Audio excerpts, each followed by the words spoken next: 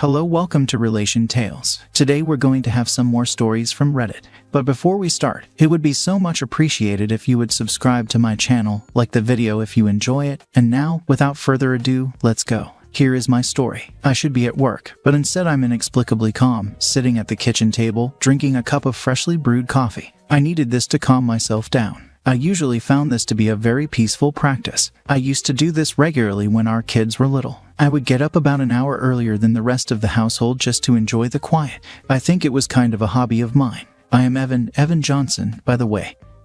Happily married for 25 years. Well, I was happily married a couple of hours ago. We have 4 children, the last of whom left home last year. My wife was depressed with empty nest syndrome. I think that's what she called it. So, I encouraged her to get a hobby. I think she did. An hour ago, I didn't know his name. His name was Stallion. At least that's what she kept calling him. Do it, Stallion. Come on, baby. I know you can do it. It was strange that the aroma of my favorite coffee permeating the house didn't interrupt them. Usually, when I brewed coffee, my wife Audrey would run downstairs before it was even ready. Anyway, Audrey was very busy, so that might explain why she hadn't smelled it yet. Tell me how much better I am than your spineless weakling husband. Oh my god, you're so much better. My old Smith & Wesson Model 59 lay loaded on the red oak kitchen table next to my mug. I pondered whether to put it on the safety and decided to put it on. I had to be careful. Well, it's just in case, but after all, her boyfriend is a cop. How would I know that? Because when I got home early, his uniform and gear belt were strewn across my living room floor, along with all of my wife's clothes. That's it, baby. Take me harder, harder. I've never felt anything like this until you came along. And thank God you did. The sounds of the bed springs creaking and the banging of the headboard against the wall continuously penetrated my brain.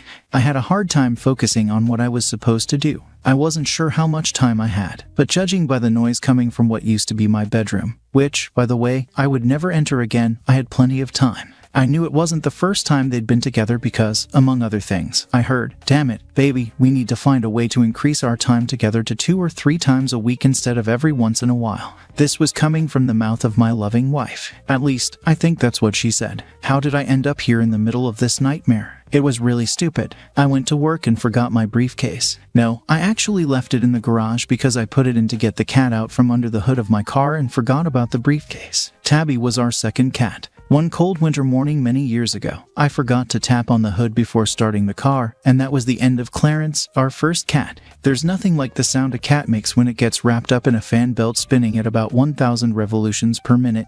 Not to mention all that metch flying around. Clarence wasn't smart enough, and apparently, neither was I. You're never going to let that weakling you call your husband touch you again. No, he'll never touch me again. I swear, my briefcase wasn't really that important, so I was just going to leave it behind.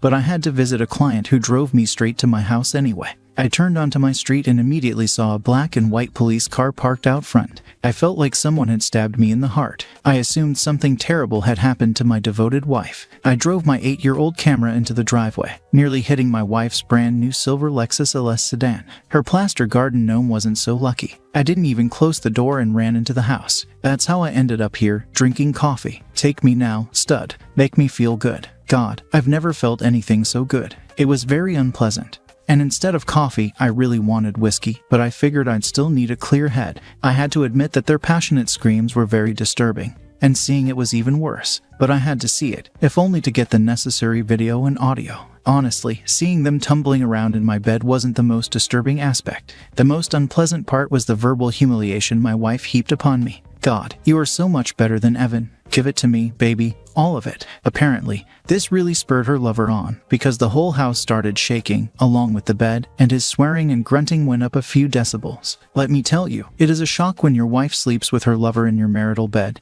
And yes, they did it on my side. My wife was breathlessly riding him with horror in style, telling her lover how much it turned her on. That's when I ran to the bathroom, bent over the toilet, and threw up my breakfast. I was surprised they didn't hear or smell it either. I guess they were very focused on what they were doing. Part of me couldn't believe it all, even after I had seen and heard enough to convince the jury of what was going on. But my wife was 50 years old, and the jerk she was sleeping with couldn't have been more than 30, and he was really in good shape. My wife was hardly a match for him. Sure, I wasn't macho either, but couldn't the underscore at least go after someone else's wife who was in shape? I don't get it. It seemed to go on forever, but after about 90 minutes, it got very quiet. I guess they must have taken a break. Suddenly, I heard my wife ask, "What is that smell? Did you make coffee?" There was no response from her boyfriend. I just heard, "Oh my God," from Audrey. And then a bunch of running around, the sound of closet doors opening and closing, dresser drawers, and laundry baskets. I assumed they were cleaning up evidence of their date. I made a mental note to get tested for sexually transmitted diseases immediately.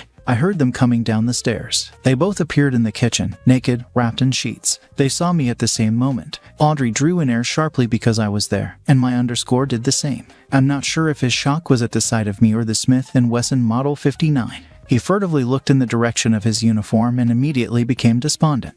"Not the air stud. What about your service weapon? Your boss took it with him when he left carrying Guy." He literally started to fade before my eyes. And then I saw his lips quiver in desperation. He fell to his knees, losing the sheet in the process, and began frantically rummaging through the pile on the floor. "He took this too. I think he called it your throwing weapon." I'm guessing the thing that upset him the most was the fact that the serial number had been taken off of it. Something like 5 to 7 years for that. Former Officer Stott Johnson's shoulders slumped dramatically at this revelation. Like I said, he's a caring guy. We had a pretty good station while you two lovebirds were minding your own business upstairs. He quickly looked out the window to the street. Yes, he also took the patrol car. Your boss said you were providing security at the construction site. He was going to take your uniform too, but he thought you might need it when you leave here. But where was I? Oh yeah, after Sergeant Marks got his video of you both and collected your weapon, he spotted my Smith & Wesson and asked me, "Is that your weapon?" "Yes, licensed." "Yes, you know how to shoot it." "I do." "You going to shoot any of them?" "You know we get angry if civilians shoot someone, even if they deserve it. One of the advantages of our job is that we can shoot people, and you can't." I promised Uncle Pat, Sergeant Mark, that unless the _ has a third weapon that we don't know about, nobody gets shot. Your boss said okay, and headed for the door with the words, "Oh, do me a favor. Tell Officer Johnson not to come to the station. We'll call him when we want to talk to him." I've never seen a cop cry before. It's about time you picked up your weapon. You don't have a third gun, do you? He shook his head negatively. I knew there wasn't because we checked. I was just trying to emphasize my point. I wasn't actually aiming at any of them. I just kind of waved them off and went on with my story. Maybe you could call your wife for a ride home. Probably not. She was too upset about that video I emailed her of the two of you in my bedroom. It was hard to understand what she was saying, but it was something about her father, the chief of police. How could you do that to your kids? She told me about them. You seem to have a good family. Too bad. Despite the situation, I was really having fun right now. It was a bit like having a fish on a rod, and I was just playing with it a bit. I'd asked my wife to drive you, but her car's been impounded. What? Audrey's high-pitched squeal. The police impounded your car, Audrey, because there was a couple of ounces of unaccounted for marijuana in the front seat. Sergeant Mark said they usually just write a ticket if they do anything at all, but he felt they owed me something for all the trouble the police department caused me. "Don't worry," he said. "You can probably pick up the car in a few days after they've done all their forensics." Oh my God. Now she wasn't screaming anymore. It was more of a sad moan, kind of like a lonely little hound howling at the moon. "Well, officer, I think it's time for you to put on your uniform and leave." So he did. As soon as he left, my wife regained her speech. "Please, Evan, I love you. It didn't mean anything at all. It was just a hobby or something like that. Oh man, I wish you told me that sooner. I was worried you loved him and were going to divorce me. Wow, now I feel bad. I guess I really overreacted, didn't I?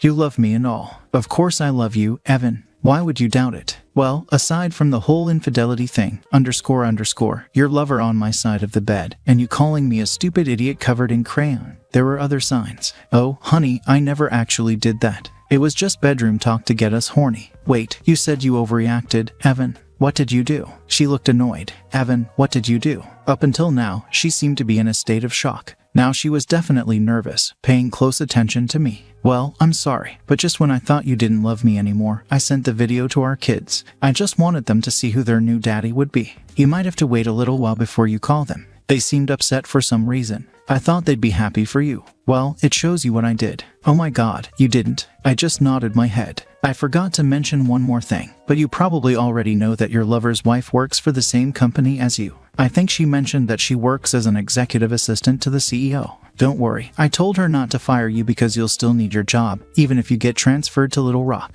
When I talked to my attorney, she said that since you make more money than I do, you will be paying me child support for a few years. She thinks it will be somewhere around $3,000 a month. I know most cheating husbands refuse to accept this, the macho kind, but that's not going to happen to me. I plan to take time off from work and go on a long fishing vacation to deal with my pain. As the song goes, deep sea sorlita, fishing in the Gulf of Mexico. I'm not sure why the lawyer wanted a picture of you. She said it was to give it to your father. Maybe it was so she could give it to all the officers in case they wanted to start any harassment, or maybe it was to see if any more of them wanted to date you. But at any rate, I gave her a picture. I also sent a copy of the video to your mom and dad and all your co-workers. How could you be so cruel to me, Evan? Oh, honey, I wasn't cruel. I just wanted everyone to know who your new beau is. All your friends on Facebook seemed happy for you. At this point, Audrey was almost unresponsive. She just sat on the floor in her sheet, sobbing, shaking her head, and muttering, "This can't happen to me." Okay, sweetie, you need to get dressed and pack your bag.